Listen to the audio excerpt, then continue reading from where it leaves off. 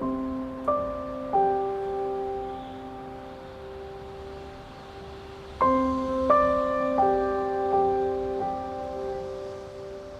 1805, Lord Nelson won the Battle of Trafalgar and beat the Spanish and French fleets, and it changed the balance of power at sea, and it was the starting point which led to the growth of the British Empire and so on. In 1810, a Liverpool merchant called Marcus Henry Bland saw what was happening and decided that because Gibraltar was the first staging post, the first friendly port on the way to Britain's growing interests abroad, that he would set up a shipping agency in Gibraltar.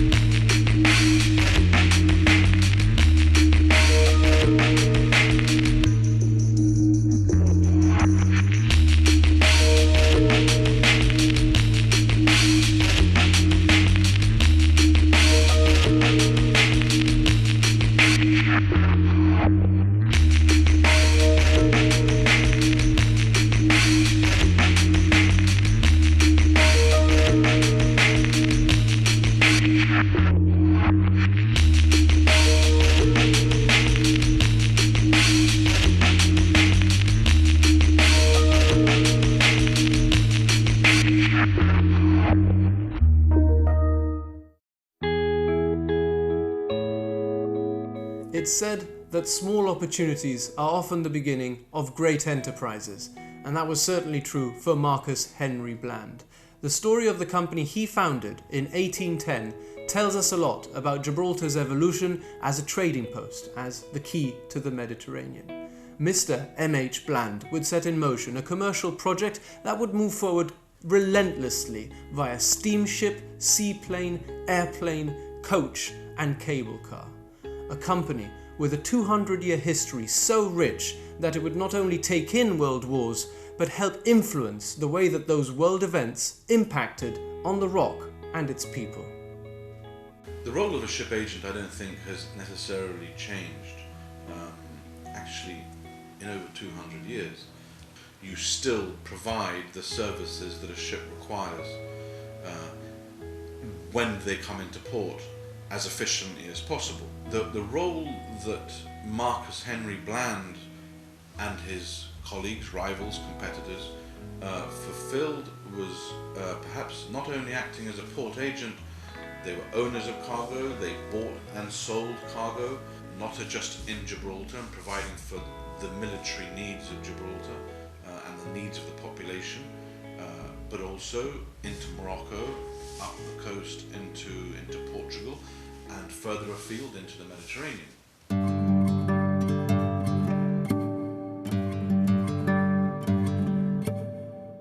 At the turn of the 18th century, Joseph Gagero comes to Gibraltar from Genoa.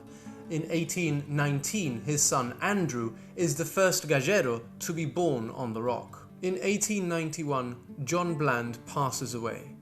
There were three Blands: Marcus Horatio, Marcus Hill, and then John Bland. And John Bland didn't have any sons. So Joseph Gagero and his brother Emmanuel bought the company. That I think is the first key moment. In 1897, Joseph's son George was born, and a year later the family purchased Cloister Building on Irish Town, which remain their headquarters. Back in the day, it cost them £3,500. At the turn of the 20th century, Emmanuel Gagero was looking after the salvage side of the business, which was going rather well. The Strait of Gibraltar was a busy and dangerous place. There were obviously times when ships went aground and had to be salvaged. M.H. Bland built a business out of recovering vessels or salvaging cargo from vessels that were mortally wounded and about to sink. because it was very much a question in those days of who arrived first at the scene of the incident, as to whether they would get the contract to refloat the vessel. We had various launches which were built specifically for the purpose of getting to a wrecked ship as quickly as possible, offering terms in order to, one, remove the crew safely, two, remove cargo, and if possible then refloat the vessel.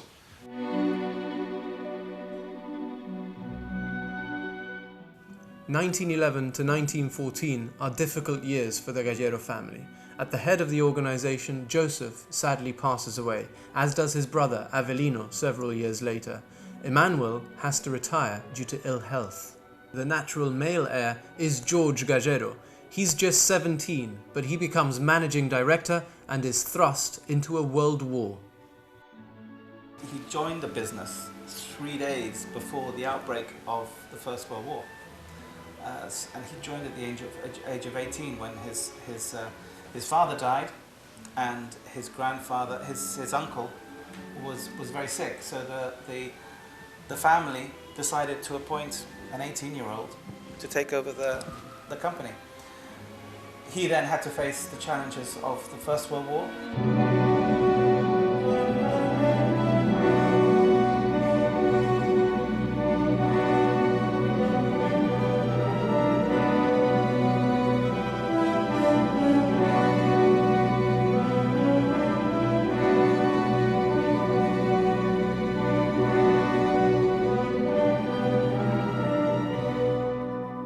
Funnily enough, Gibraltar's economy flourished during the war years as it provided base facilities for, this became a stopping point for convoys.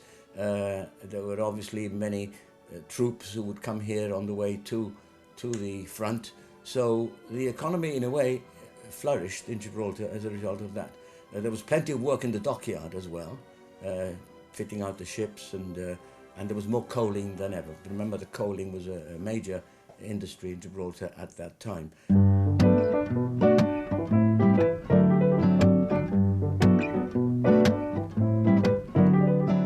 The early 1920s were busy years for George Gallero. He became a member of the Executive Council, a Justice of the Peace, and also Director of the Chamber of Commerce. In 1923, MH Bland's strong links with Morocco are crystallized. They opened their first office there, in Tangier. In 1925, George got married, and in so doing, he brought together three of Gibraltar's most recognized families, the Galleros, the Imossis, and the Speeds. In 1931, in the middle of an economic recession, an airline is born. Gibraltar Airways becomes the first company to be officially registered on the Rock. MH Bland was also, had already in the 1930s worked with, I'm not sure, I think it was BOAC, British Airlines, British Airways, the predecessor to British Airways, to connect Gibraltar to the outside world, essentially through flying boats, travelling from Gibraltar to Lisbon and then to the UK. Over the years, the company played an important role in the Rock's development, so much so that in 1941, George received a knighthood for his services to Gibraltar.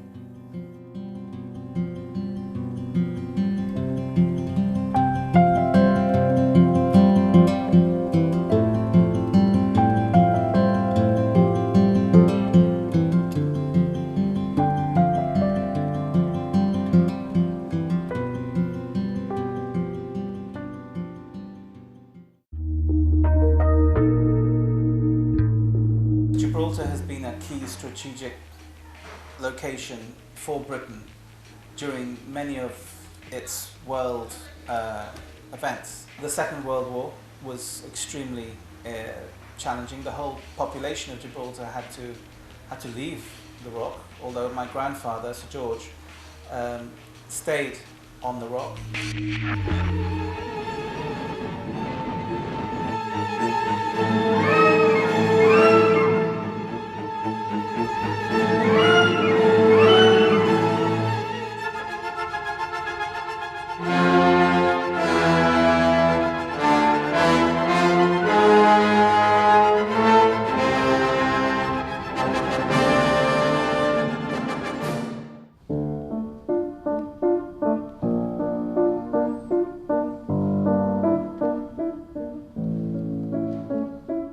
The evacuation had started, and Gallero was asked to go over with a committee to organize the whole thing. An interesting development at this stage was that whereas the authorities in Gibraltar wanted to speed up the process, it was becoming pretty hectic at the other end, and Gallero and his committee asked for the thing to be slowed down. What people didn't realize is that the hard work that these men put in, they were often up at 5:30 in the morning because the ships would come in at 6:37, sorting all the evacuees out, answering questions, taking criticisms, and then sending the evacuees to their different places. By the time they came back at night, they were probably too tired even to have supper. During the Second World War, a runway was developed, paving the way for Gibraltar Airways to operate a scheduled service to Morocco and London in association with the company that would become British Airways. The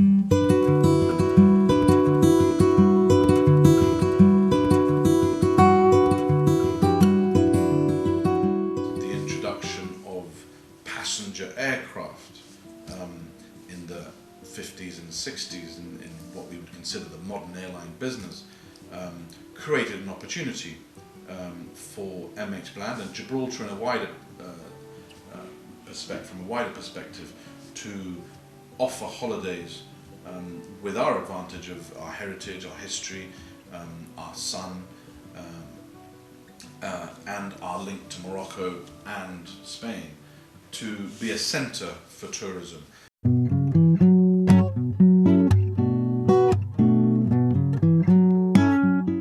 John G. Gallero joins the company in 1957. He's aged 24. He's George's second son.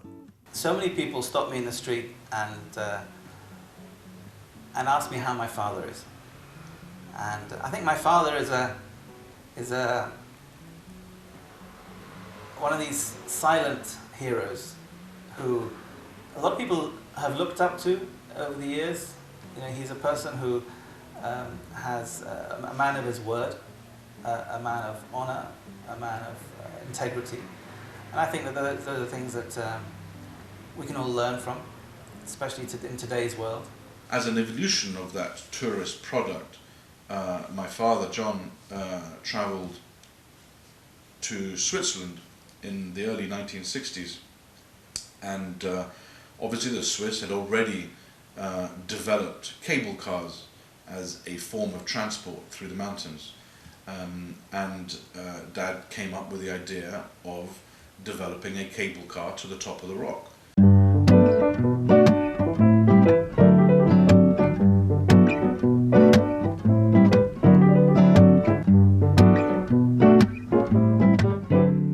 The cable car was the idea of my father, John Gallero.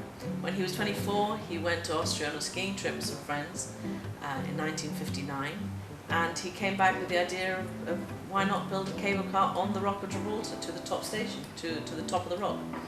And his father, George Gallero, said, if you can get the permissions, we'll do it. It took my father 4 years to get the various permissions, because the top of the rock was completely a military.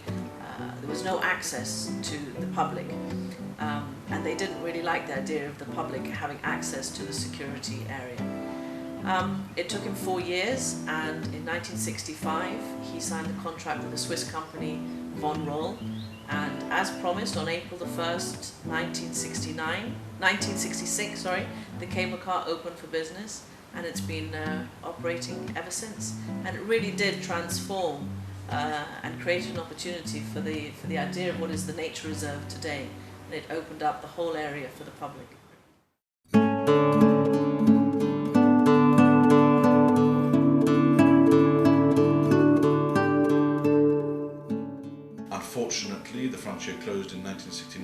1970, and the project was very much put on hold. At one point we actually only had one staff member at the top of the rock to handle passengers up there. We had to change, we had to adapt, and we were able to do so, going from strength to strength.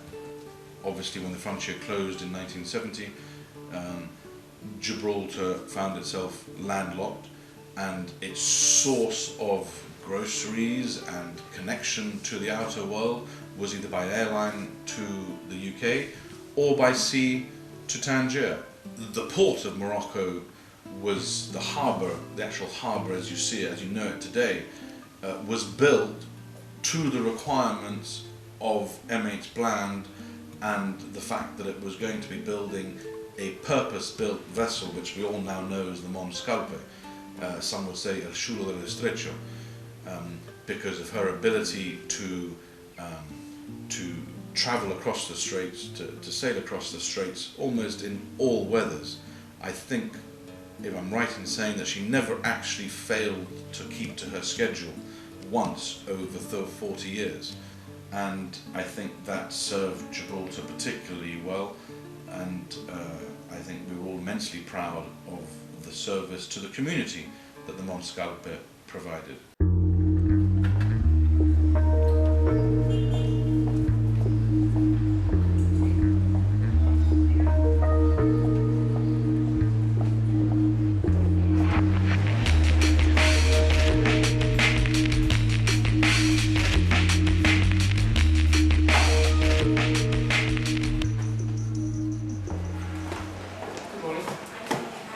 Speak to Mr. George Miller, I think he's expecting us to come through.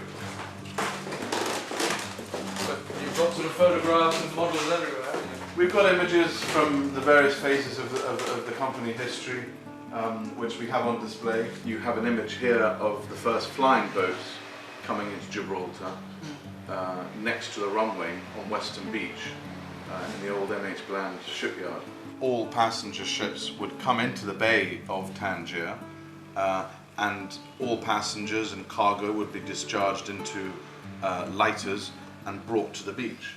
You had the situation where Moroccan workers, probably much taller than the normal Moroccan worker, who would actually carry the ladies so they wouldn't get their feet wet onto the beach. What you have here is the Monscalpe logbook or visitor's book.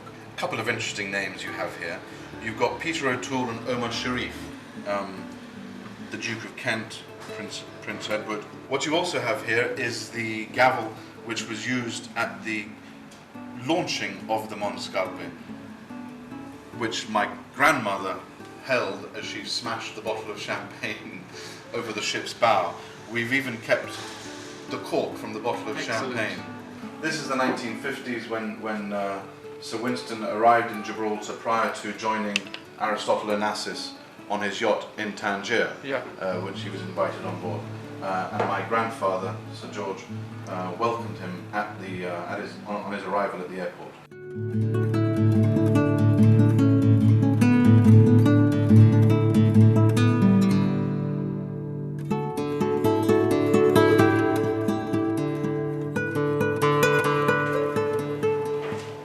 Jonathan, this is an interesting piece.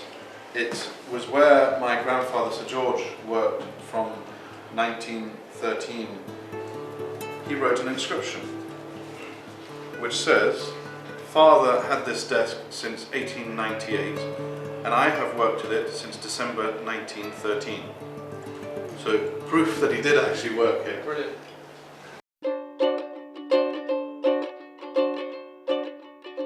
Well, I think as well it has to do with the fact that Gibraltar was open to merchants from Europe to come to settle, so that it makes sense that family units would initially be the ones to form businesses together, so that you have businesses with a long history in Gibraltar that were initially comprised of family members.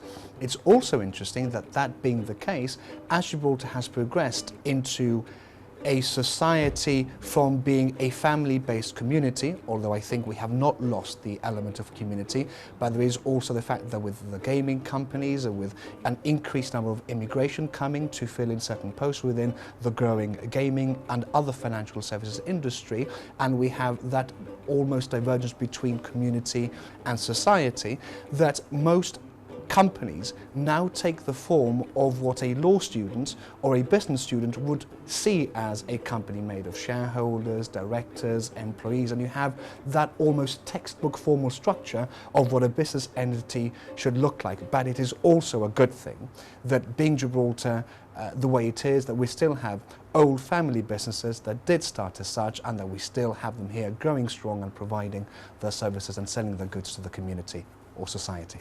I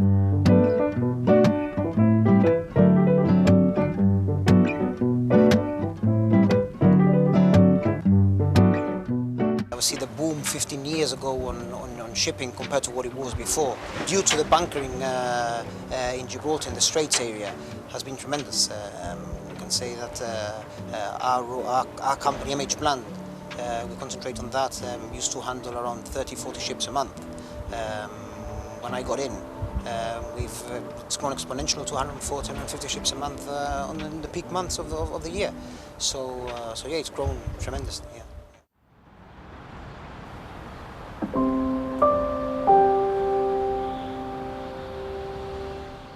I'm very particular about saying work with me rather than for me, because the business cannot function without the team, the wider team that is MH Bland, not just in Gibraltar but elsewhere as well. And it's essential, it's fundamental to me certainly, that when we come to the office, all of us, that there's that sense of fun, sense of appreciation, and it's not just about today, but it's about tomorrow and future generations.